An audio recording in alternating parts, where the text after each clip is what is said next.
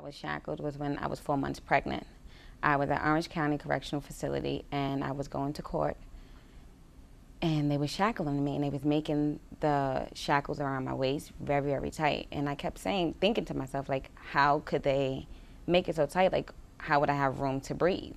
I had the black box and then I was shackled to the other females that was going to court also.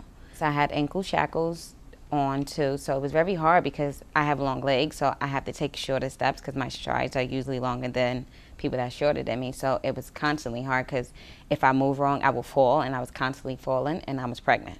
So finally, when I got to the hospital, the correctional officers was arguing with the doctors about privacy because they was literally standing in the doctor's way when the doctors was trying to have me push the baby out. And it was just a traumatic experience. I didn't have any other choice but to allow them to stay there. The doctor was very upset about the fact that they were standing there, so they was asking me questions like, well, do you have a problem? And I'm like, thinking to myself, like, this is a trick question, because if I tell you yes, I feel like you're gonna treat me harsher than what you're already treating me. So I was kind of like saying anything. I didn't know what else to do, so I didn't say anything. Like, I just was ignoring the doctor and the correctional officers.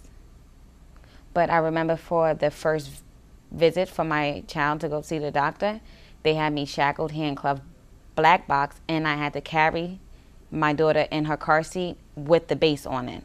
And I kept thinking to myself, like, please don't trip, please don't trip. And the next thing I know, I trip.